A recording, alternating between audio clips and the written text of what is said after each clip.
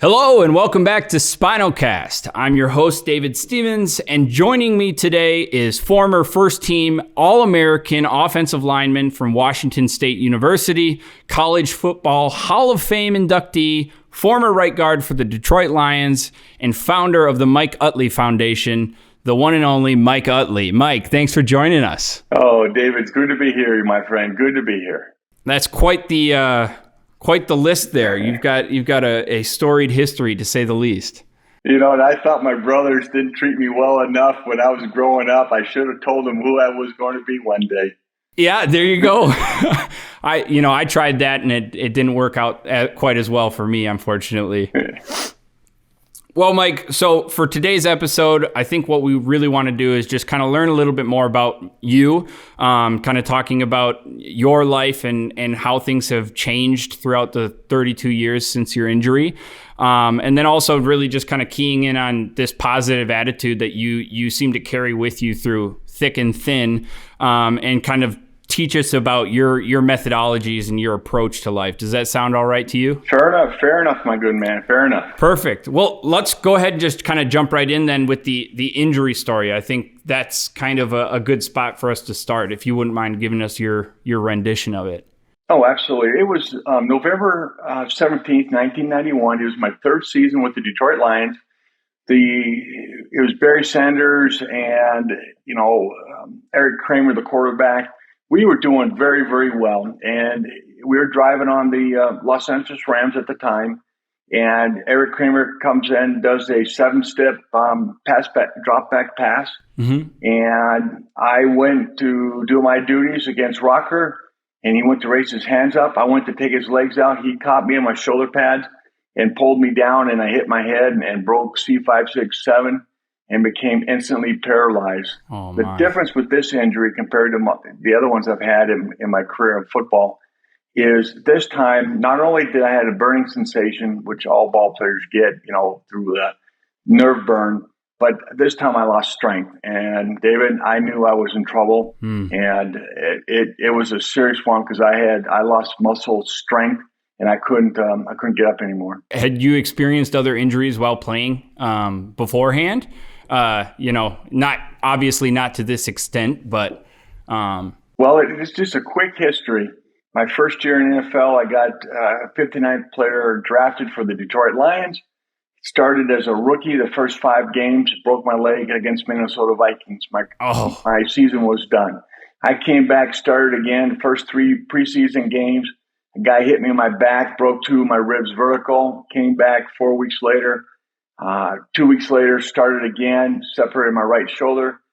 4 weeks later, came back, started again, separated my right hip, and that ended my 1990 season. And then 1991, all 11 games, and then the 11th game of the season against the Rams, that's when I got hurt. So, yes, I've had some up and downs. As my dad says, I wasn't the brightest star in the sky, but, David, I love the game. I love to compete against the best of the best. And that's when people hear me speak or understand where I come from and, what my desire is to be the number one, to be the best, to start and finish your project. An athlete gets, walks on the field of battle and he gets off. Right. And this time I lost that ability to carry myself off the field. Yeah, it's kind of a terrifying scenario to be kind of locked in on the field during, live broadcast, all that stuff. I'm sure it's like kind of sends your head spinning. So, I know when you got, I went ahead and watched the video myself. I went back and found the clip of the injury, and sure. To be fair, it doesn't actually look like it would be as gnarly of an injury as it was. It didn't, there was no huge contact or anything like that. It was obviously a bad luck kind of scenario and fall. Yeah. But when they took you off the field, I believe you gave a thumbs up to the crowd. Sure. That's kind of become your symbol. This Mike Utley thumb.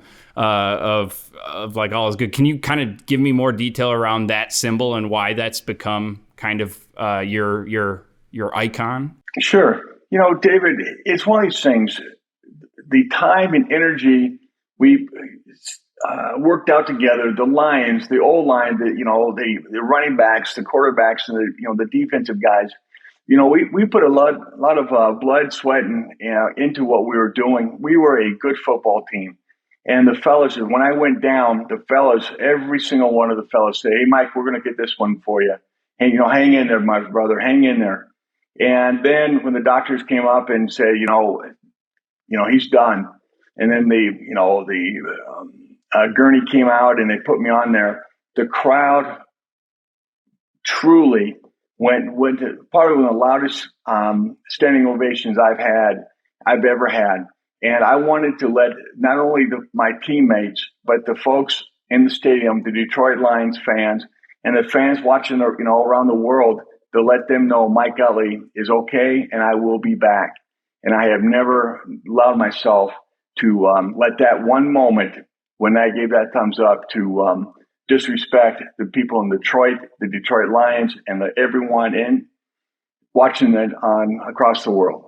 It was a big deal for me.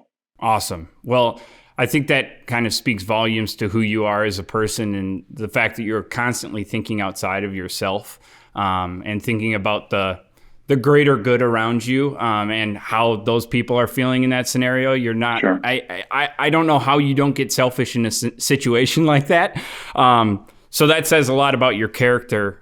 It does kind of trigger for me. So I personally, I've grown up watching the NFL on TV. I love Sunday football. And, this last season, Damar Hamlin had a pretty catastrophic injury. And I think it was one of the more kind of publicized injuries in football. I don't feel like nearly as many injuries get as much publicists as that injury did. And it was a horrific injury. But I'm interested from your perspective, having been, the person who could not get themselves off the field. How did that injury affect you now? Like, did you watch that and have this kind of out of body experience of like, I've been there? How did you respond to that injury? It's Sunday football. And, David, a lot of people, when they ask me questions like this, it is emotional when someone gets hurt and all that kind of stuff.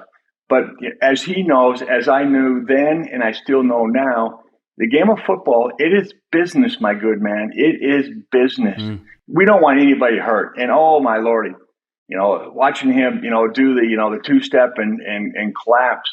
But, he had the best people in the world taking care of him. However it happened, from wherever it came from, that's irrelevant to that one moment when they saved this man's life and they took care of him and they brought him back. And thank God, he's still here with us. Yeah. But his career's over with, and we all know that. But and he realizes, football is the greatest game in the whole wide world, where the biggest men in the world, able to compete against one another, and stuff that does happen.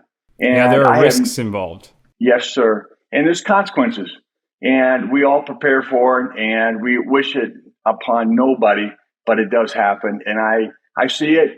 It's going to happen again, and we just got to do the best we can to minimize it. And that's the one thing. The NFL has done a great job, and I'm going to stand up for the NFL. And because we've had the best equipment in the world, and it filters from the NFL, it filters down to the college level, it filters down to the high school level, and by God, it filters all the way down to the Pee-wee level, where 99% of us all started. And that's a big deal. So if it wasn't for the NFL, these kids in the Pee-wees and high schools and colleges wouldn't have this phenomenal equipment that we have now. Well, that actually kind of, you jumped to my next question without me even asking it. I was going to ask, since your injury, I think there's been a lot of progress in how the NFL responds to injuries and how they've changed, they've changed some rules, they've changed some equipment to try and minimize severe injuries for sure, but injuries in general.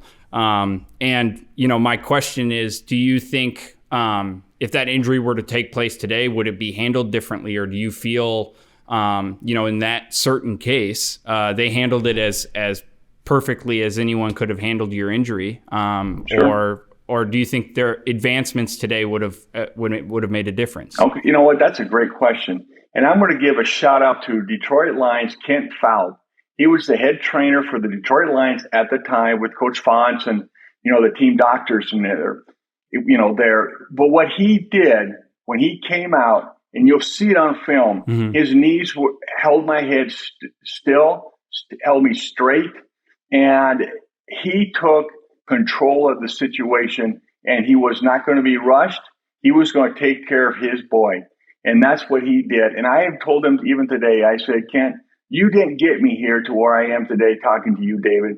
But you know what, Kent, you gave me the opportunity. And that's what a lot of these doctors, realize. It's up to the person to get to where they want to be, but the opportunity, and that's what he did. And I have no regrets, my friend. I would do it all over again. But when it comes to today, protocol is, everyone stops. Now there's more emotion. Everyone stops and gets on a knee. And I understand that aspect of it. That's great. That's fine. But it's a game, and get back out there and finish what you started. And that's from a guy who was paralyzed. And I lived my life as a C567 quadriplegic. I get it. Finish your job, finish the game plan that not only the coach, but you gave your heart and soul to. Finish. I think there's a lot of people who would be completely understanding of like people wanting to step back and, Sure. take the moment. But to your point, I think a lot of athletes, when they get hurt and are taken out of the game, they're like, go finish this. Yep. Like, we put in all this effort up to this point. My injury is mute. We need to win the game. Sure. That's the whole point of why we're out here. Yes. And so I kind of love that mentality that you carry there. It makes me think of this news reporter, Pat McAfee. He always says dog. He's got that dog mentality, dog. like a dog. Yeah, yes, sir. Yeah.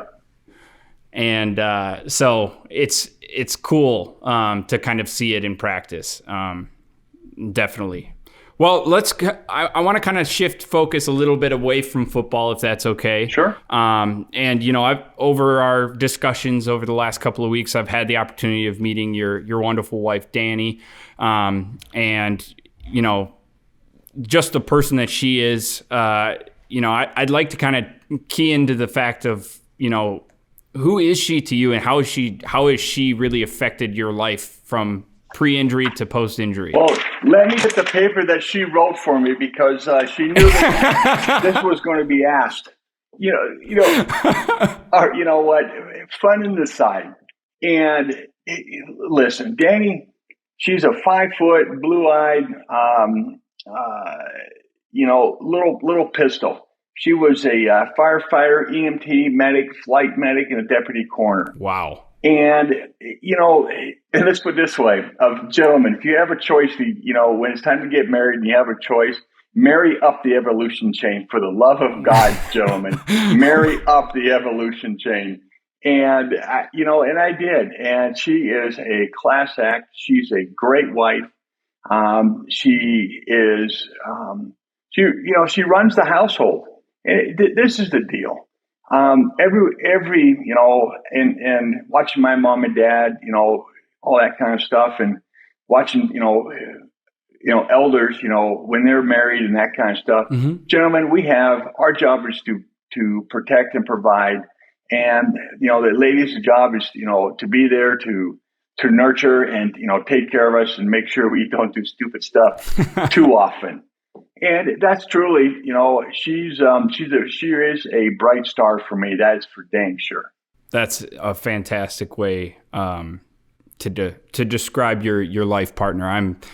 I'm ecstatic for the two of you in that, even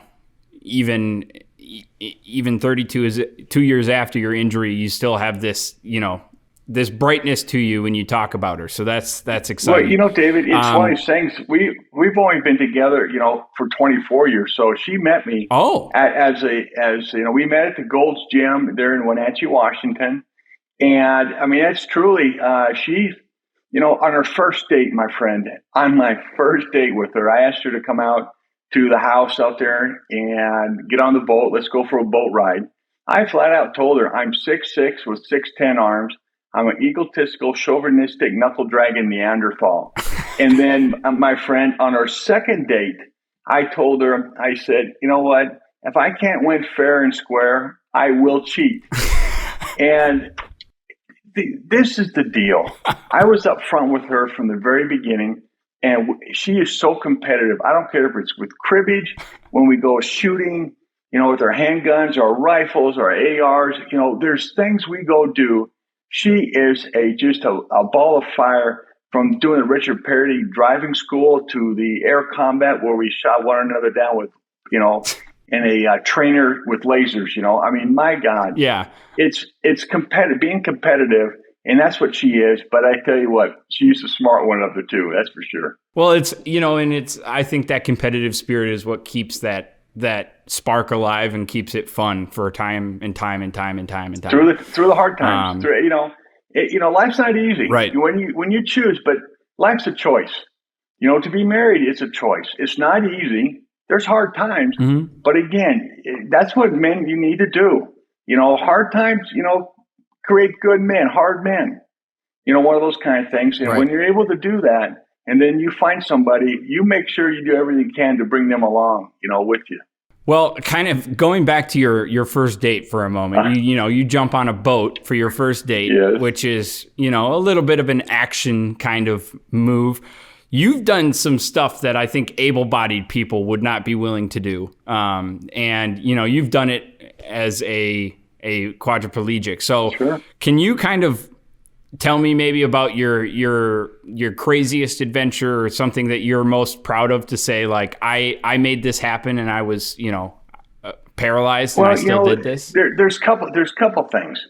As a pro athlete, I used to ride a motorcycle and all that kind of stuff, and people frowned upon that, which I understand.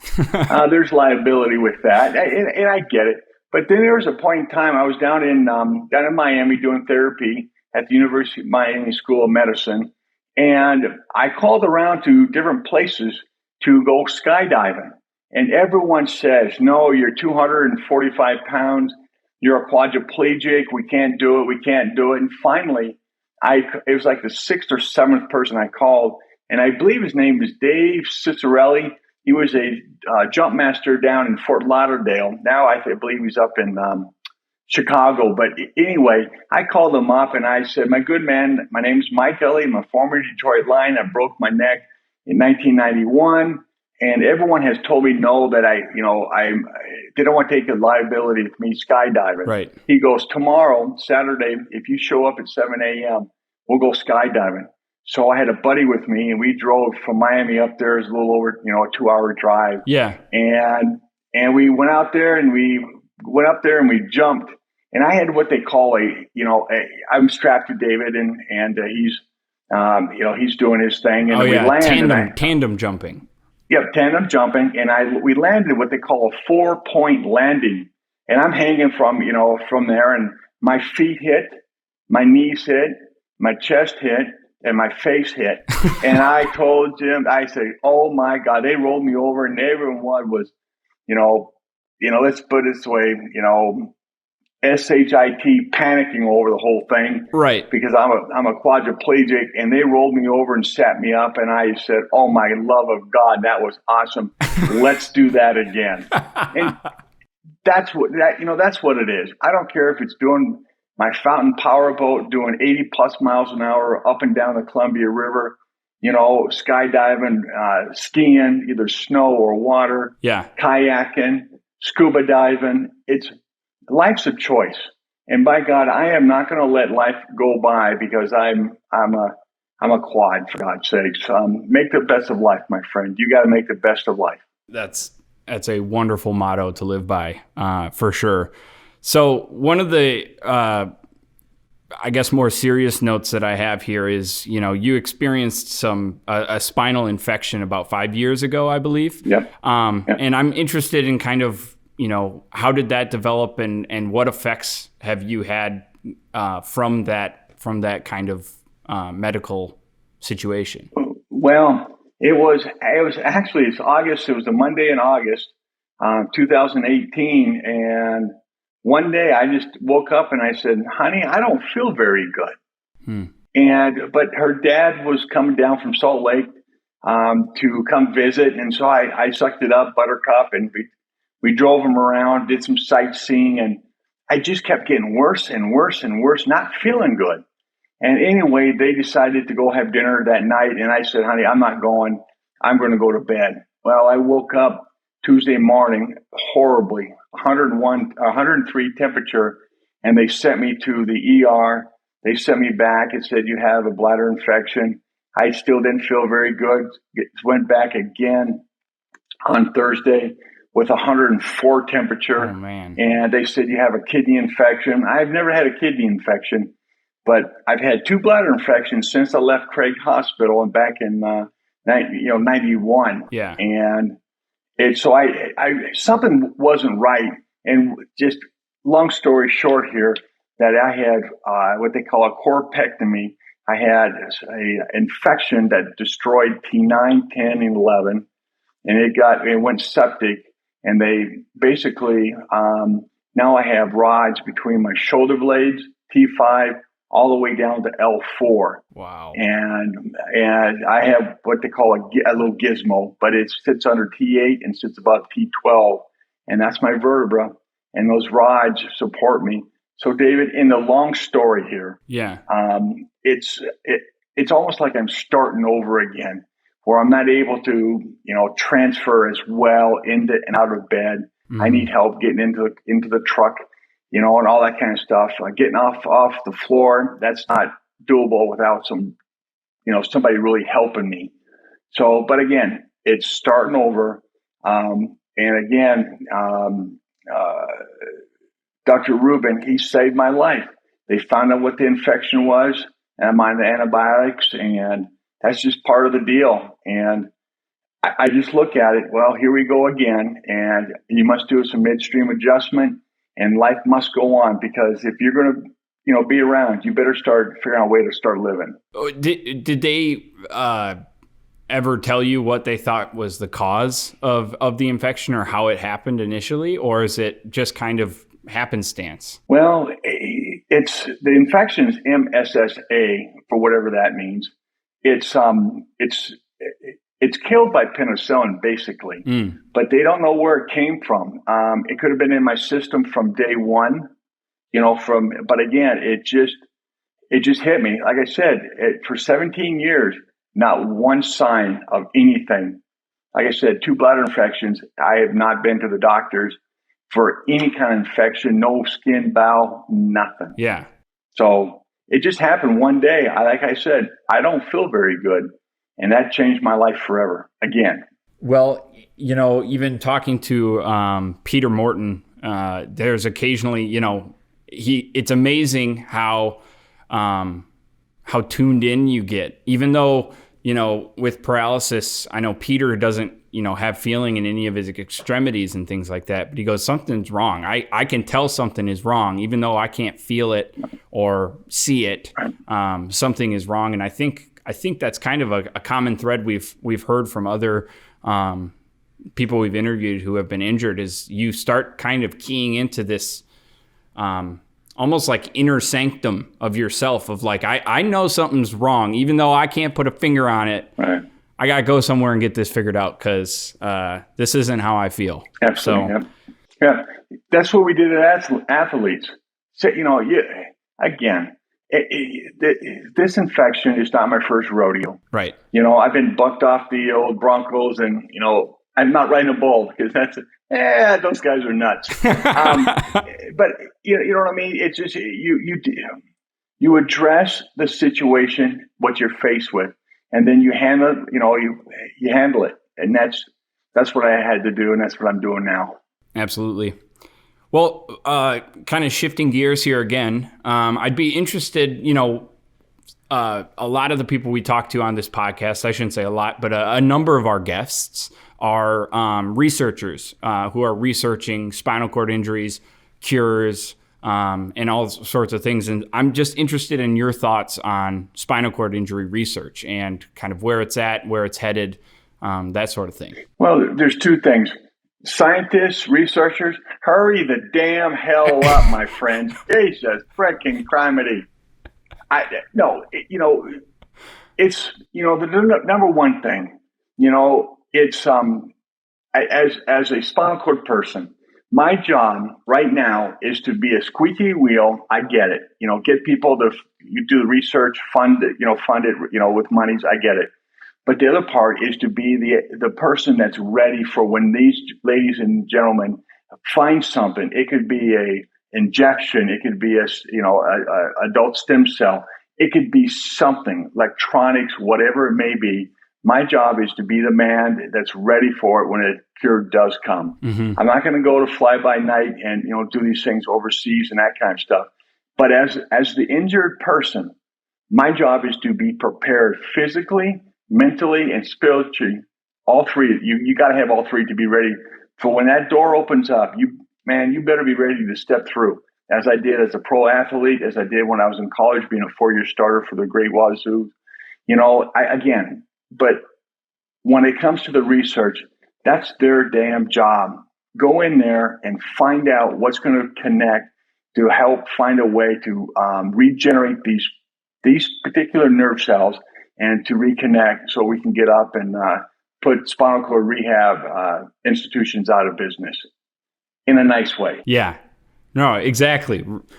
Just reposition them, right? Yeah. Oh, they can be recovery zones instead of hospitals. Yes, sir. You know what? I appreciate. I touche on that one. I appreciate that saving there. Yeah. Well, I don't think you needed any savings. I think your point got across quite well. So last couple of questions here. One, do you have any advice? Say someone who's newly injured came across Spinal Cast. And is really kind of motivated and interested by your story. What kind of advice would you give to that person? The number one thing, tough times never last, tough people do. Listen to it and believe it. When I tell people, who newly get hurt, look in the mirror, young man, young lady, whomever you may be, or if you face whatever adversity, look in the mirror and say, what am I going to do today? It's up to you. Tomorrow's coming. God willing, tomorrow's coming. And I want to be here. I want these people, whoever sustains a devastating injury, I understand it sucks, but life's going to go on. And I want you to be here. I want you to do what you're raised to do. Mom and dad, raise your children to stand on their own 2 feet. Men, be leader of the household. Young ladies, find a way to have the families and the destiny that you want by looking in the mirror and say, what do I need to do today to make a difference? That's a wonderful, wonderful message. And then I guess a side question, similar though, is for, the listeners who don't have spinal cord injuries, but are just facing their own difficulties in life. Sure. What kind of advice do you have for just the general public? David, this is going to surprise you. Look in the mirror, find a way to make a difference in your life. Tough times never last, tough people do. There's no difference from the day I stepped onto the football field to be a Detroit Lion, Washington State Cougar, Kennedy Lancer, or a Rainier Beach Viking. There's no difference. Again, injuries can't change you unless you allow it to.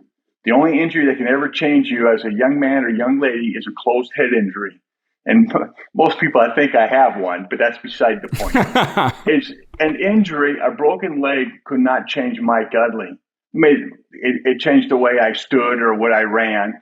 A separated hip, a separated shoulder, a broken leg. It didn't change me as an athlete. It didn't change me as a man of what I look at, what I choose to do, and where I choose to take my life. Again, it doesn't matter because you are the one that has to make the difference.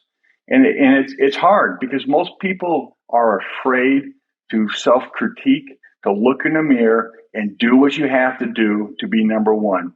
David, I've started everything I've ever done. I didn't win everything I have ever started, but you know what? I have finished. And that's the difference. And I want people to realize you can make a difference, but it has to come from you. Now, put people around you who are team builders and are team players. Mm-hmm. But if you aren't the leading, don't be a follower, be a leader. Because if you don't lead, the view's the same. That's just all I got is applause for that right there. That was fantastic. Thank you. As motivational a speech as I've probably ever heard. Well, I mean, honestly, I think that kind of wraps us up for today. I didn't have any more questions for you today. And so I just wanted to say thank you again for joining us on Spinal Cast. It's been an absolute blast. You are just a bright light in the world of SCI, and someone that I think everyone, injured or non-injured, can learn something from and take something away from this episode. So thank you again for joining us. Thank you. Yep. The only thing I ask is if people are interested, please just go to mikeutley.org, mikeutley.org. But you know what, David? It's if I can reach out to one person through your podcast, make a difference in your life. Be the leader of the household, because you know what? Especially the children, you're going to be our future. I'm 57 years old, and I'm on the downside now. But again, your viewers, they're our future. And I want to make sure we lead this beautiful country, this USA, for them as it was given to me. That sounds wonderful to me. And to everybody listening or watching at home, we will make sure to put mikeutley.org in the description, so you can just visit there to click on over. If you're watching us on YouTube, make sure to give us a like, and a follow, subscribe. If you listen on podcasts, give us a follow there too. But overall, Mike, this was a wonderful conversation. I thank you again for joining us. I know it was a little tough getting here. We had to jump through a few hoops to get this all figured out, but I'm glad we did. It was an absolute blast. So thank you again. You bet, sir.